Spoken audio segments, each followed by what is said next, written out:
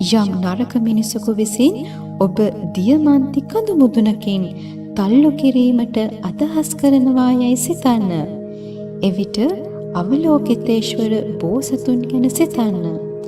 ඔවුන්ට ඔබගේ එක හිසකෙස් ගසකටවත් හානියක් සිදු කළ නොහැක. ඔබ නරක හොර සතුරු පිරිසක් විසින් වට කරගෙන සිටිනවාය. ඒ හැම කෙනෙක්ම ඔබට පිහියෙන් ඇන තුවාල සිදු කරන්න යන්නේ සිතන්න. එවිට අවලෝකිතේශ්වර බෝධිසත්වයන් ගැන මෙනෙහි කරන්න. එවිට එම කඩු කිනිසි ඉවතට විසිවේ. එසේ විසිවන්නේ මෛත්‍රී බලයෙනි. ඔබට රජුගේ නීතියේදී කරදරයට පත්ව දඬුවම් වලට මුහුණ දීමට පුළුවන්. සමහර විට ඔබේ ජීවිතය අවසන් වීමටද නැතිවීමටද ආසන්නව ඇත. අවලෝකිතේශ්වර බෝසතුන් ගැන සිතන්න. එවිට වදකයාගේ කඩුව කෑලිවලට කැඩී විසිරෙන්නේය. ඔබ දම්වැල් දමා එහි ඉපි අතුරු දමා අත්පා බැඳ තිබෙන්නේ යයි සිතන්න. අවලෝකිතේශ්වර බෝසතුන් ගැන සිතන්න. එම දම්වැල් ඉපි අතුරු කැඩී ඔබ නිදහස් වනවා ඇත.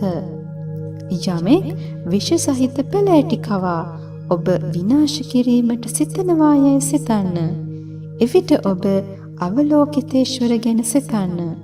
අනතුරු කරන්න අදහස් කරන පුද්ගලයාටම එය විඳීමට සිදුවේ.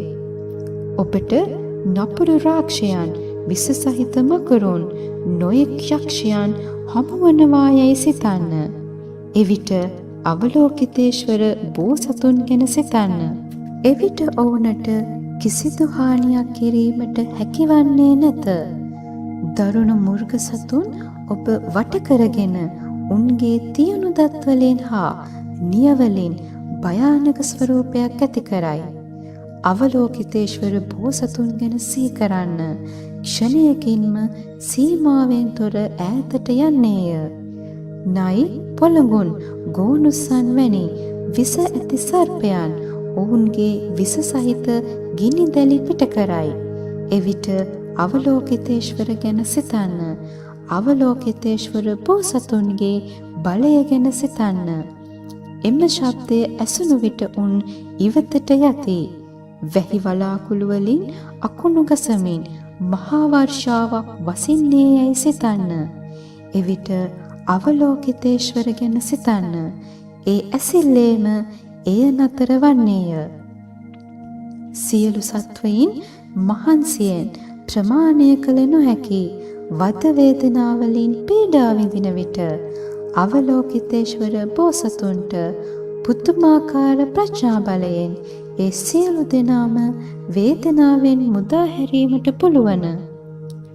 ඔහුගේ 이르දි ප්‍රාතිහාර්ය බලයන් හා චර්යා ධර්මයන්ගේ පුරුදු පුහුණු කිරීමද ප්‍රඥාවෙන් යුතු උපාය කෞශල්‍යද දස දිසාවේ පැතිර පවත්නේය. අවලෝකිතේශ්වර ඔහුගේ ස්වරූපය පෙන්වා නොපෙන්වා සිටින කිසිදු තැනක් නොමැත්තේය. බොහෝ විවිධ වූ නරක හේතුකාරකයන් නිසා යමෙක් අපාය, තිරිසන් යෝනිය, පිසාච ආදියේද, ජාති ජරා ව්‍යාධි මරණ ආදියෙන්ද පීඩා විඳින්නේද ඒ සියල්ල අවලෝකිතේශ්වර ටිකෙන් ටික ඉවත් කරන්නේය.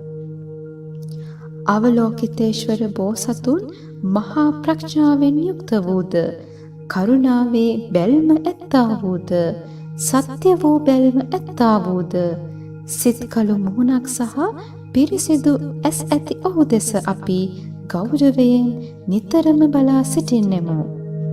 ඔහු පිරිසිදු ආලෝකයෙන් අඳුර දුරු කරන්නා වූ සූර්යා නැමැති ප්‍රඥාවෙන්ද වාත වේගයන් හා ගිනිදැල් වලින් සිදුවන අවාසනාවන් දුරු කරමින් සියලු ලෝකයාට දීප්තිය හා ආලෝකය ගෙන දේ. මෛත්‍රී ගුණයෙන් බැබලෙන යහපත් ගුණාංගයන්ගෙන් යුතු සීලයෙන් යුක්ත ඔහු විදුලි සැරයක් මෙනි. කරුණාවෙන් පිරුණු සිත මහා බලාකුලක් මෙනි. ඔහු අමා බිඳුමෙන් ධර්මවැසි වස්සවන්නේය. ලෞකික ආශාවන් විනාශ කර දමන්නේය. ලෞකික ආශාවන් නැමැති ගිනිදැල් නිවා දමන්නේය. රජු නීතිය ක්‍රියාත්මක කර නඩු පවරා දඬුවම් දීම සඳහා හමුදාවක් පුර සිටියෝද අවලෝකිතේශ්වර බෝසතුන්ගේ බලයෙන් ඒ සියලු දඬුවම් වද වේදනාවන්ගෙන් මිදෙන්නේය. අවලෝකිතේශ්වර බෝසතුන්ගේ පුදුමාකාර ශබ්දයන් බ්‍රාහ්මණයන්ගේ ශබ්දයද මුහුදු රැල්ලේ ශබ්දයද මෙන් ලෝකයේ සෑම තැනටම පැතිරෙන්නේය. ඒ නිසා ඔහු ගැන නිතරම සිතිය යුතුය. සිතුවිල්ලෙන් සිතුවිල්ලට සැකයක් ඇති නොකරගෙන අවලෝකිතේශ්වර බෝසතුන් ගැන සිතිය යුතුය. හේතුව නම් මරණයේ වේදනාවෙන් සිටින අයෙකුට වුවද ඔහු උදව් කරන්නේ මුනිවරයෙකු ලෙසිනි. මේ සියලු ප්‍රතිඵලයන් සලකා බලා මෛත්‍රී සිතින් සියලු සතුන් වෙත බලා මහා සාගරය වැනි ඔහුගේ ආශිර්වාදයන් නිසා ඔබ හිස පහත් කර අවලෝකිතේශ්වර බෝසතුන්ට නමස්කාර කළ යුතුය. මෙම අවස්ථාවේදී ධරණීධර බෝසත් තෙමේ ක්ෂණයකින් සිය අසුනෙන් නැගී සිට බුදුන් වෙතට ගොස් මෙසේ පවසන්නේය. තථාගතයන්නි, සත්වයින් අවලෝකිතේශ්වර බෝධිසත්වයන් පිළිබඳව ඔහුගේ නිදහස් ඊර්ති ප්‍රාතිහාර්ය බලයද විශ්වයේ සෑම තැනක් සඳහා වූ දොරටුවල පෙනී සිටීම ආදී මහත්ඵලයන් මෙම පරිච්ඡේදය කියවා ගනුයේ නම් ලබන සම්පත් සුළුපටු නොවන්නේය.